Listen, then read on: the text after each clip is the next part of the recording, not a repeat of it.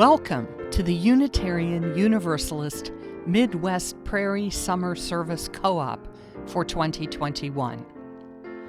As our congregations begin planning to reopen in-person gatherings this fall after our long pandemic separation, we take this opportunity for a series of virtual visits with some of our neighboring UU churches over the summer weeks.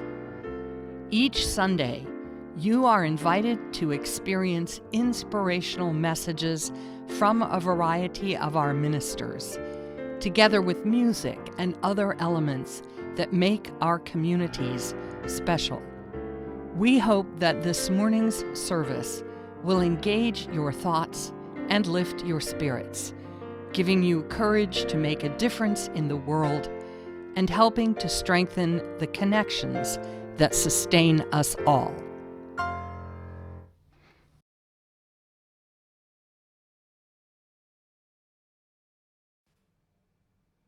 Good morning. Welcome to worship with the community of the First Unitarian Church of Omaha.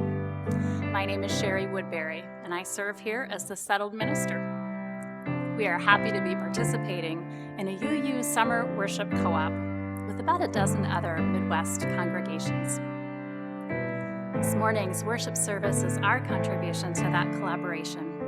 I thank all of our members who helped put it together, and on behalf of this church, I offer you a warm welcome in your virtual visit here.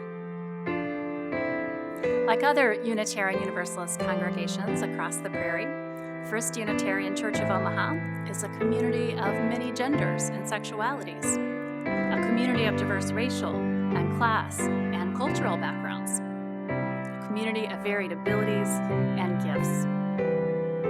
Some here find inspiration in the great books, others in the great outdoors, and others still in great conversations.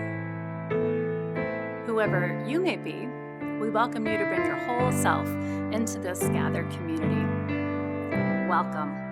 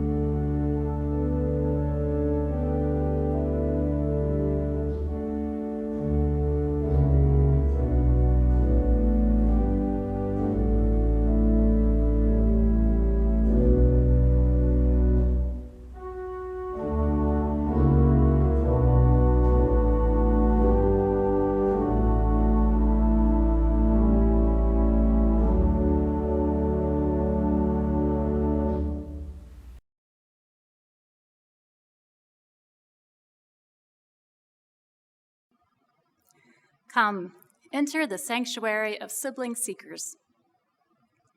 Perhaps you arrive feeling more separated than ever. Separated from old routines, from friends, from clients and coworkers, from health, from old haunts, even church. Perhaps you settle in with heightened appreciation for our connectedness across congregations, through Wi-Fi signals and fiber optic cables on the ocean floor, connected by songbirds and pollinators and distant coral reefs, connected by community spread and practices of mutual care.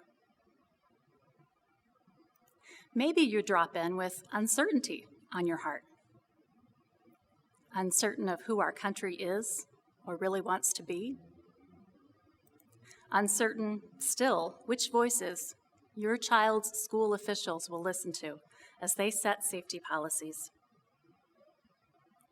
uncertain what the changing climate and disappearing species portend for us all. Or maybe you show up to remember what you do know, that no one needs to go it alone, that nature heals, that all are precious, that each has something to offer, that change is possible, that love will lead the way. Separate, connected, uncertain, yet grounded, we arrive this morning. Come, let us worship together.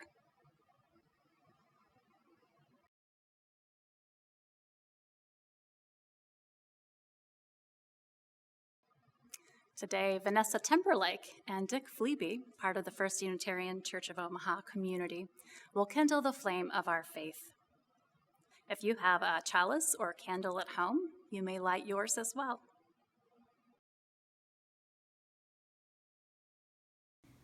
We light this chalice, lamp of our heritage, for the light of truth, the warmth of community, and the fire of commitment.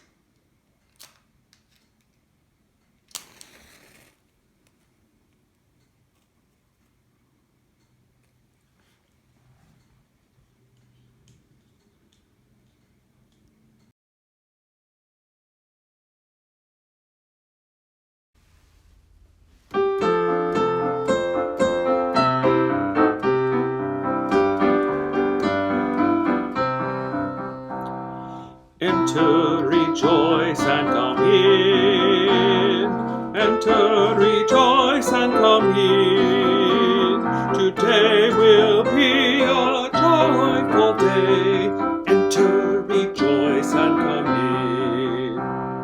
Open your ears to the song. Open your ears to the song.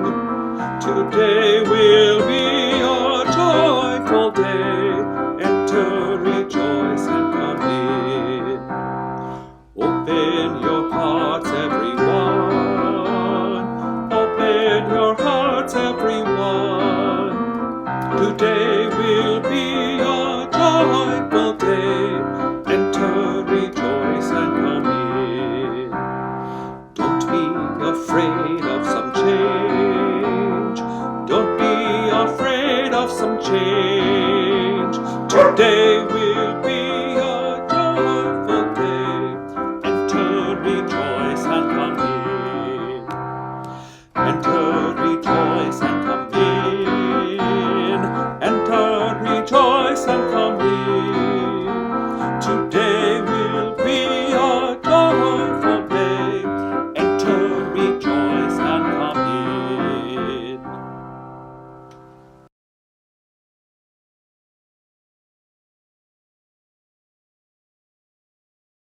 Hi, I'm Christina Strong, Lifespan Director of Religious Education at First Unitarian of Omaha, and our story for all ages today is Scaredy Squirrel by Melanie Watt. And our book begins with a warning. Scaredy Squirrel insists that everyone wash their hands with antibacterial soap before reading this book. And if you become curious, as I did while reading when this book was written, the answer to that is 2006. Scaredy Squirrel never leaves his nut tree. He'd rather stay in his safe and familiar tree than risk venturing out into the unknown. The unknown can be a scary place for a squirrel. A few things Scaredy Squirrel is afraid of: green Martians, killer bees, tarantulas, poison ivy, germs, and sharks. So he's perfectly happy to stay right where he is.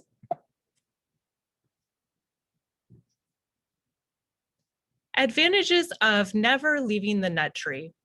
Great view, plenty of nuts, safe place, no tarantulas, poison ivy, Martians, killer bees, germs, or sharks. Disadvantages of never leaving the nut tree. Same old view, same old nuts, same old place. In Scaredy Squirrel's nut tree, every day is the same, everything is predictable, all is under control.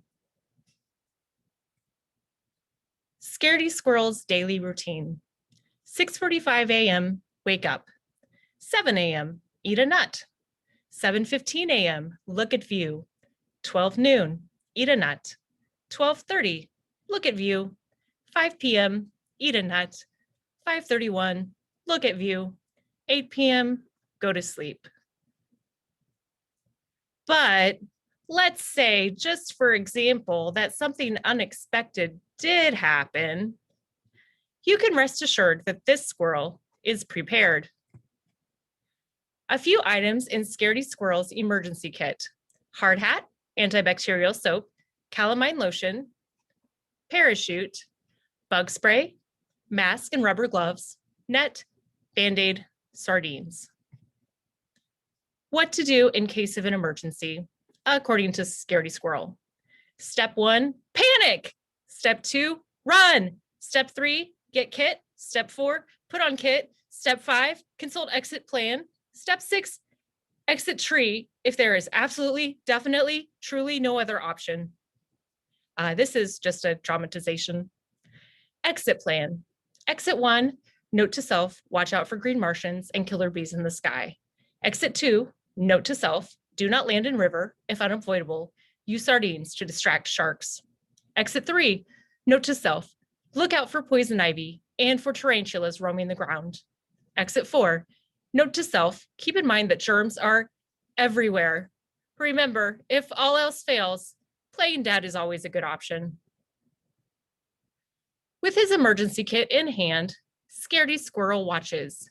Day after day he watches, until one day, a Thursday, at 9:37 a.m., a killer bee appears. Scaredy Squirrel jumps in panic, knocking his emergency kit out of the tree. This was not part of the plan. Scaredy Squirrel jumps to catch his kit. He quickly regrets this idea. The parachute is in the kit, but something incredible happens. He starts to glide. Scaredy Squirrel is no ordinary squirrel. He's a flying squirrel. He feels overjoyed. Adventurous. Scaredy Squirrel forgets all about the killer bee, not to mention the tarantulas, poison ivy, green Martians, germs, and sharks. Carefree, alive, until he lands in a bush and plays dead. 30 minutes later, 1 hour later, 2 hours later, finally, Scaredy Squirrel realizes that nothing horrible is happening in the unknown today. So he returns to his nut tree. All this excitement has inspired Scaredy Squirrel to make drastic changes to his life. Scaredy Squirrel's new and improved daily routine. 6:45 a.m., wake up.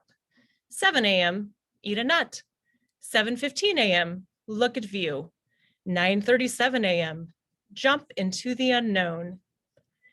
9:45 a.m., play dead. 11:45 a.m., return home. 12 noon, eat a nut. 12:30 p.m., look at view. 5 p.m., eat a nut. 5:31 p.m., look at view. 8 p.m., go to sleep. And P.S., as for the emergency kit, Scaredy Squirrel is in no hurry to pick it up just yet. The end.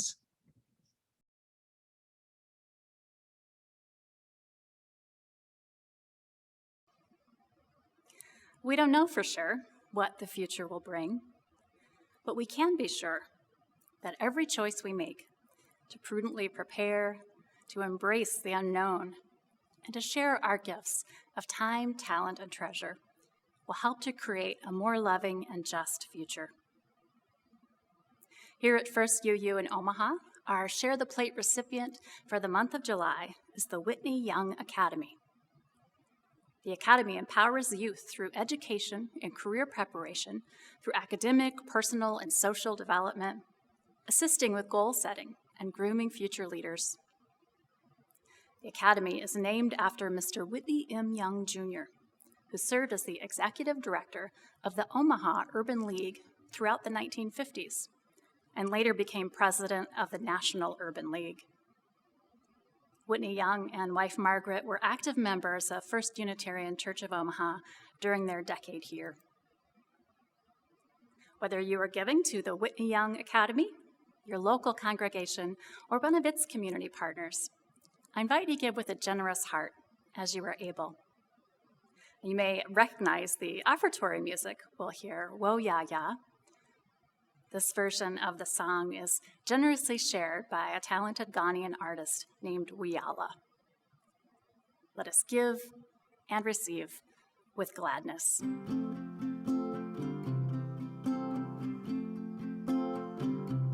We are going, heaven knows where we are going, but we know we will get there.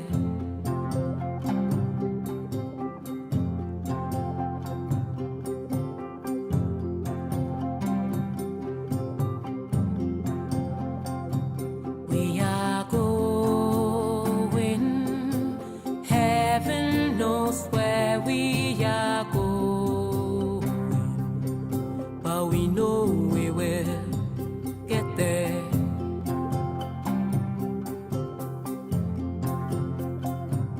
We are going, heaven knows where we are going, but we know we will get there.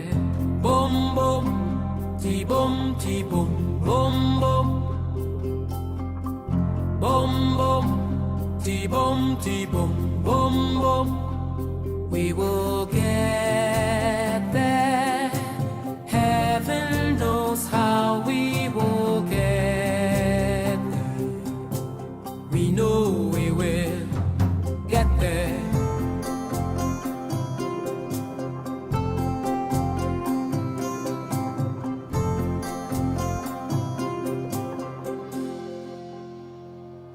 We are going, heaven knows where we are going, but we know we will get there. Boom, boom, ti-boom, ti-boom, boom, boom. Boom, boom, ti-boom, ti-boom, boom, boom. It will be hard, we know, that the road will be muddy and rough, but we will get there.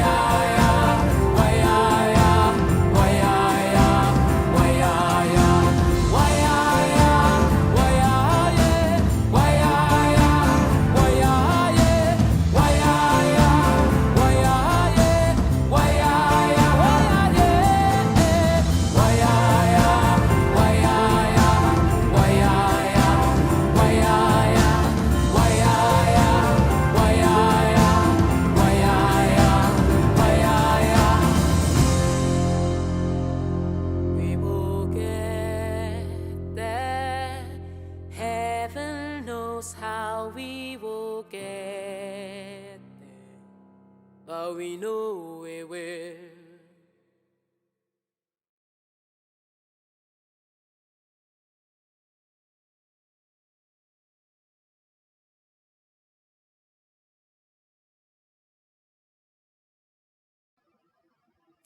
I am hyper alert outdoors for the shape of poison ivy. I've taken to hiking with a hat on for fear of ticks and Lyme disease. And these days, I see germ and virus vectors everywhere. So I can relate to Scaredy Squirrel. Oh, hi. When the pandemic started, I quietly holed up at home with my pod people and waited for it to pass. Maybe this was our equivalent of the squirrel playing dead. When authorities laid out rules for containing the risk to myself and others, I dutifully followed them. Scrub hands like a nurse, check. Wear a mask in public places, check. Sanitize hands when returning to car from a store, check. Forgo eating out, singing with others, and vacations, check. Having guidelines clearly spelled out made me feel less vulnerable and the world a little less uncertain, you know? Perhaps for the same reason, I share with Scaredy Squirrel a penchant for plans.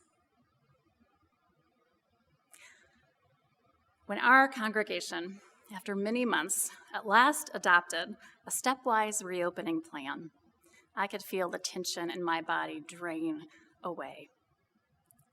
Remember the beginning, when we had no plan for how to transition to a new way? Now, even though we don't know exactly when or how, we know another transition is coming, and we can take deliberate steps to prepare. I, for one, appreciate Scaredy Squirrel's prudence. I do. Even though it may seem he was a bit overcautious at times. Alas, not all creatures have this same capacity for assessing risk. Take painted turtles.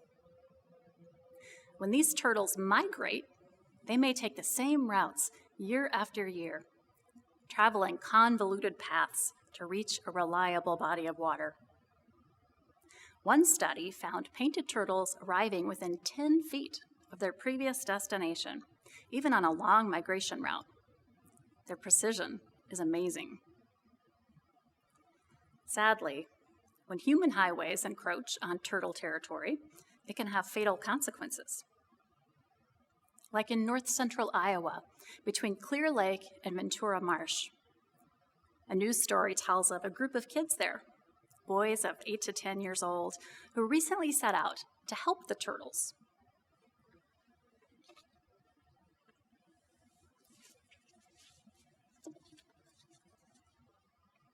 Saddened to see numerous turtles, mostly babies, flattened on a street in their town, the kids spent a summer day plucking the turtles from danger. These young, soft-bodied, two-legged creatures, able to sense a threat, scooped up the hard-shelled, four-legged friends and carried them safely to the other side. They saved upwards of 30 turtles that day, and perhaps 200 so far to that point in the summer. The solution for turtles trying to get to the other side of the road offers a reminder for people trying to make it safely to the other side of the pandemic.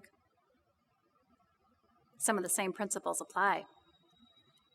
Those of us who can recognize the danger of COVID-19 and do something about it will be helping to carry the others across to safety too.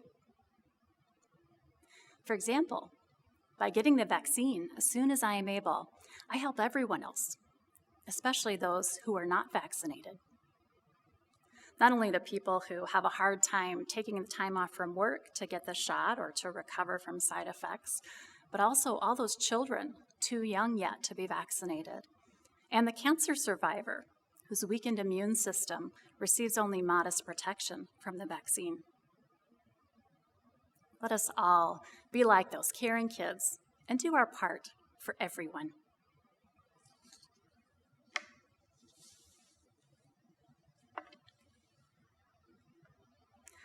Well, before there were cars hurtling over highways in Iowa, endangering turtles, there was the Iowa Sisterhood. Perhaps you've heard of it. These were Unitarian and Universalist women of the frontier and the late 1800s and beyond who created a web of mutual support. Like the turtles, these women knew their territory well, and they were determined to help their species of religious liberals on the prairie survive. Unitarian men with degrees from Harvard Divinity showed little interest in roughing it on the frontier to help free religion move west. So it was homegrown leaders who adapted to the challenge of planting enlightened religion in these new mission fields. The prophetic sisterhood, as historian Cynthia Grant Tucker called them in her book of that title, faced different conditions and brought different sensibilities than their male counterparts back east. They embraced the rigors of frontier ministry with zeal. Religious leaders in 2020, on the other hand, did not have the same choice as to the challenges we faced. COVID-19 came to us, and we had to pivot to a new way of keeping our communities connected. Now, I don't know about you, but when this challenge arrived, I did not relish it. Online worship, parking lot programs, endless Zoom meetings. We didn't sign up for this.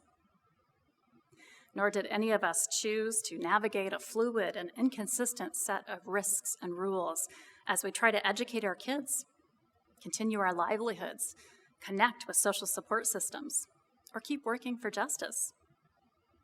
We didn't sign up for this. But we had to decide how to respond, and we have to keep deciding how to respond. Are these new ways of doing church temporary, or are they here to stay? Is it good or bad that we've had to do a bunch of things differently in church and in life in general? Consider the parable of the Taoist farmer. One of our members here at First Unitarian Church of Omaha, Lita Magisana, will share this story with you.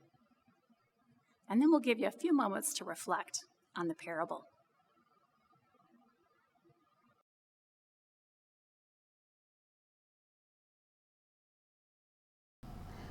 There was once a farmer in ancient China who owned a horse.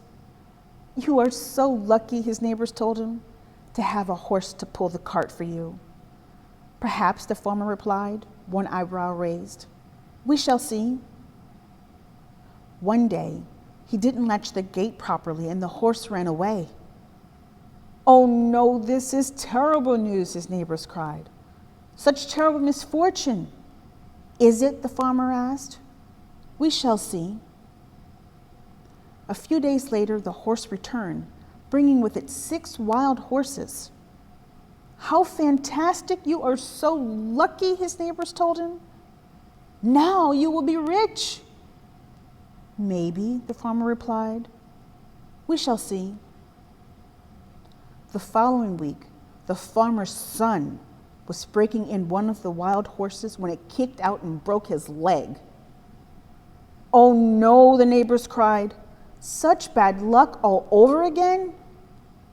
"So it would seem," the farmer replied. "We shall see." The next day, soldiers came and conscripted all the able-bodied young men to fight in the war. Because of his injury, the farmer's son was left behind. "You are so lucky," his neighbors cried. One eyebrow shot up as the farmer said again, "We shall see."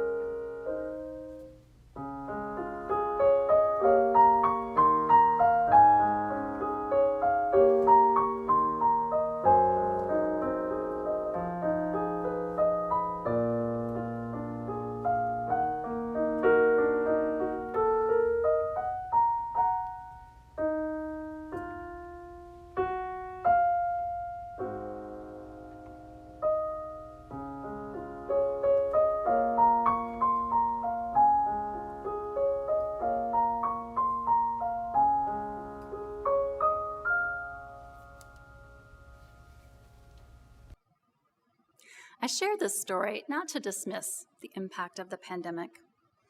The losses have been heartbreaking, the scale vast, and the crisis continues. And yet, there's something in the farmer's even-keeled temperament that I can't help but admire.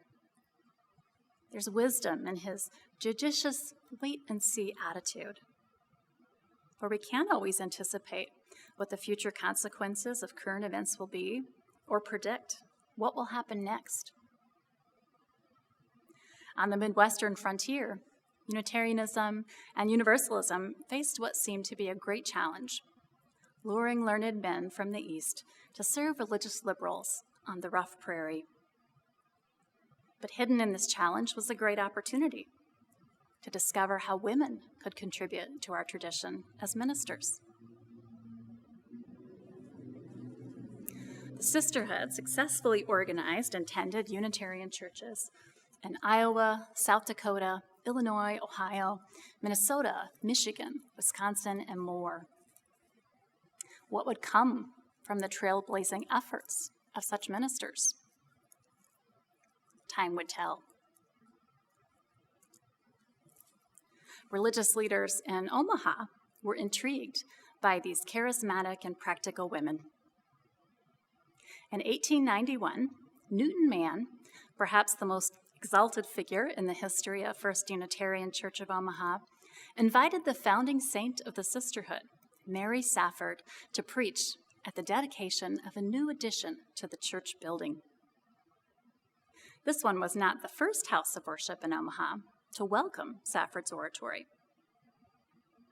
As I learned last year from a visiting Jewish historian, she preached at the local synagogue the year before. Its newsletter gave this report. If there was any prejudice existing among the members of the Congregation Israel as to the introduction of a lady preacher into our rabbi's pulpit last evening, all such feeling melted away as mist before the sun when that lady, Miss Mary Safford of the Sioux City Unitarian Church, opened her lips. The newsletter piece concludes, her sincere, open countenance, her unaffected simplicity of manner at once seized the attention of her audience and held them spellbound until the last word of her lecture had died away. One might imagine praise and plenitude flowing in from Boston to support this vibrant new leadership on the frontier.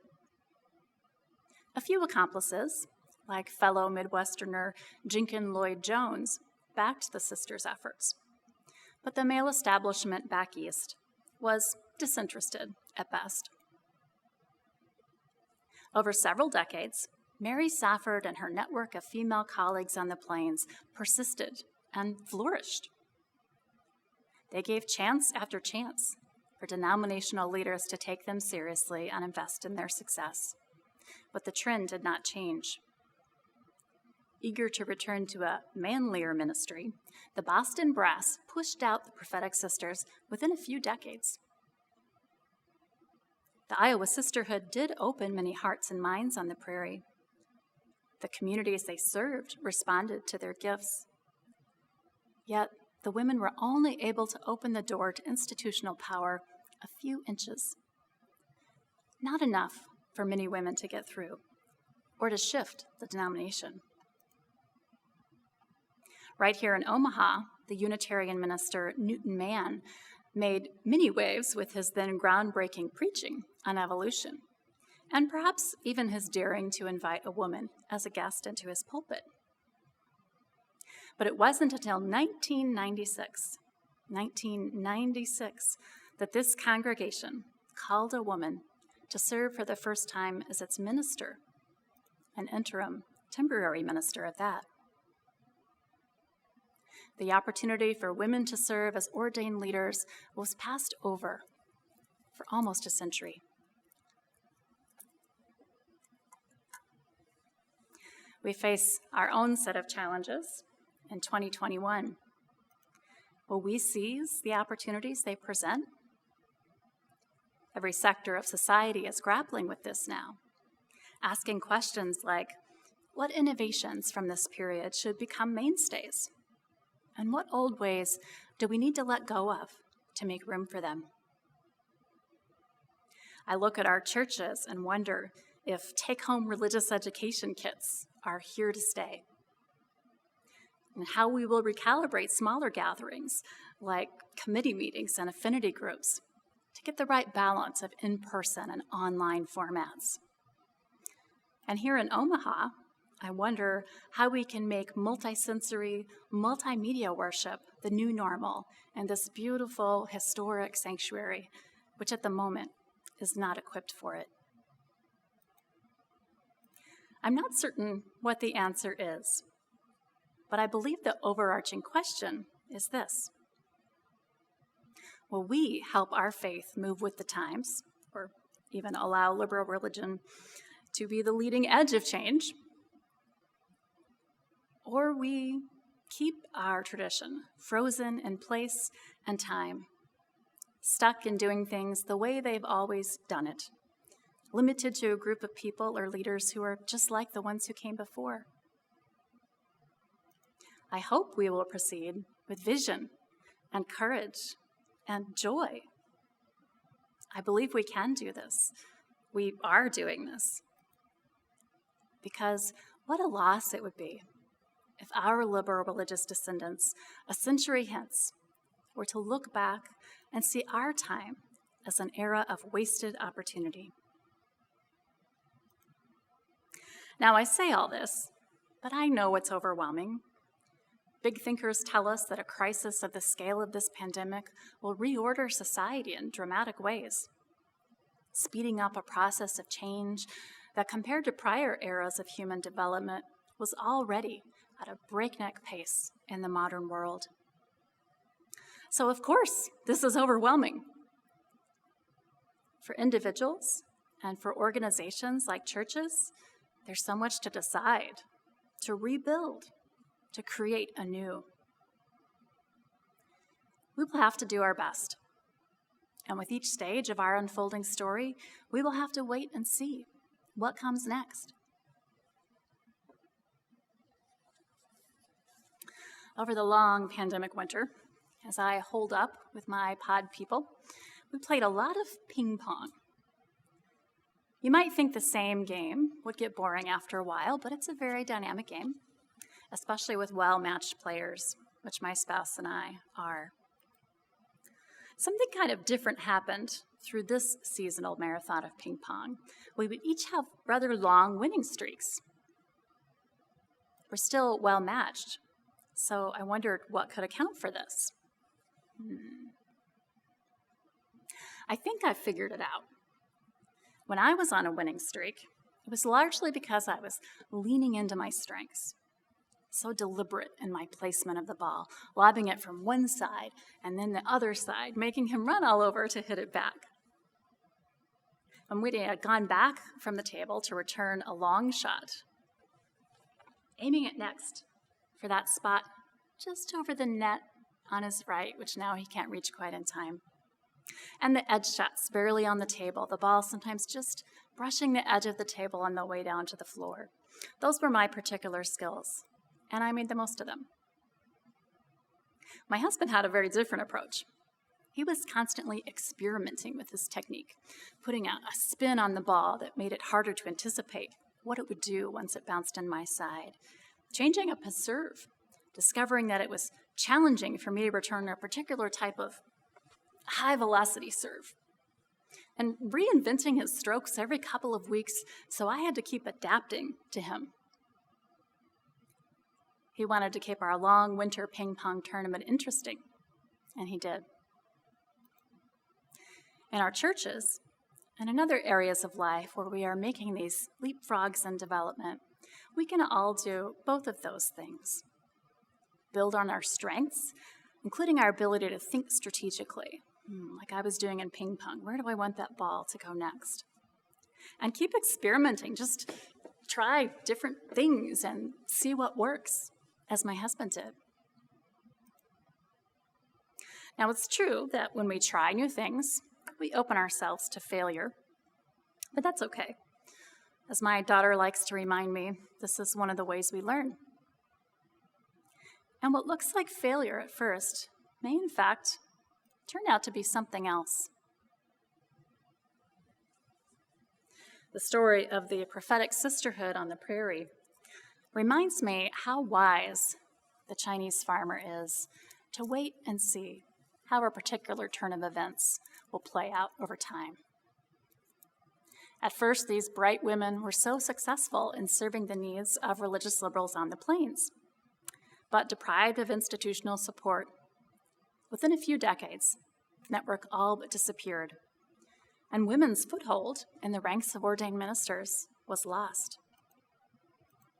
A missed opportunity, absolutely, but not a failure, I don't think.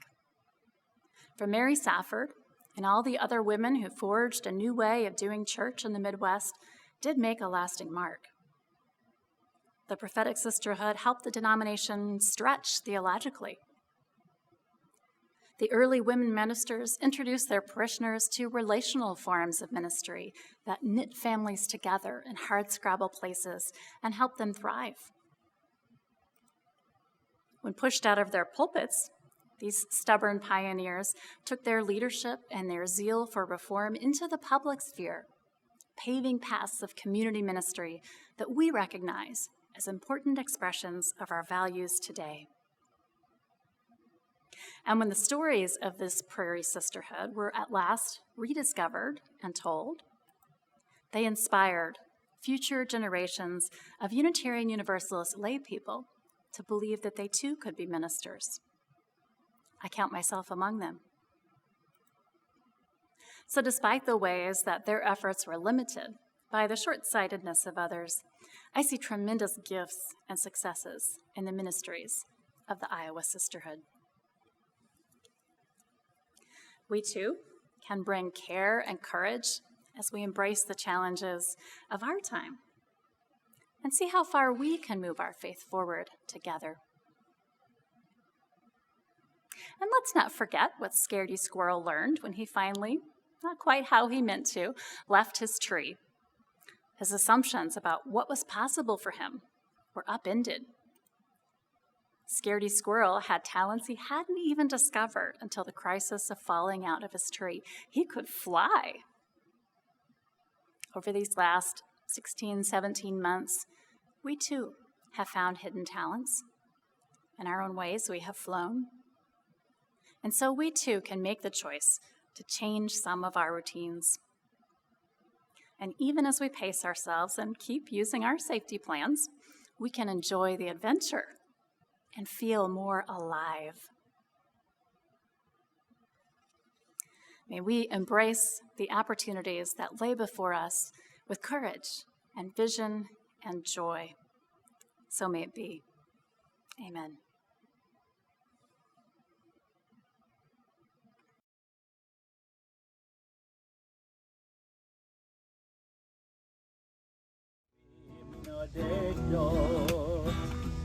ילדים בחופשה ישחקו תופסת בין הבית לבין השדות. עוד תראה כמה טוב יהיה בשנה הבאה. עוד תראה כמה טוב יהיה בשנה הבאה. Soon the day will arrive when we will be together and no longer will we live in fear. And the children will smile without wondering whether on that day thunderclouds will appear. Wait and see what a world there can be if we share, if we care, you and me. Wait and see what a world there can be if we share, if we care, you and me. Some have dreamed, some have died to make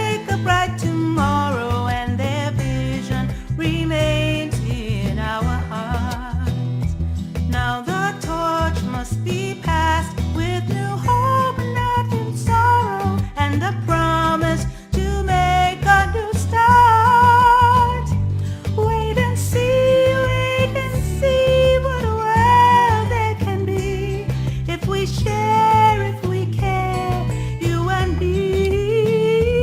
Wait and see what a world there can be if we share, if we care, you and me.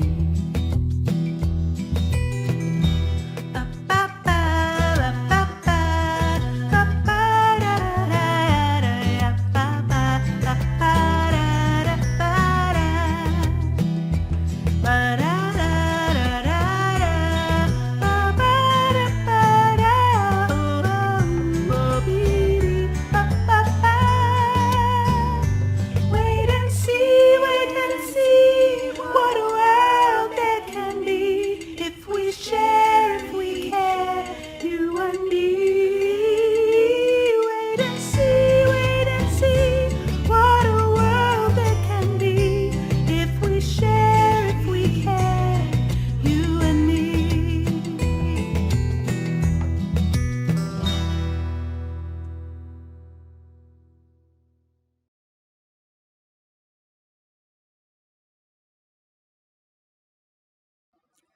As we move forward together, let us support one another and remain grounded in the enduring values of our faith. May we have the patience to wait and see how events play out, even as we embrace the positive opportunities of our moment in history. May it be so. Amen. Thank you all for joining us here this morning in Omaha. We look forward to future services with all of you as our summer worship co-op continues.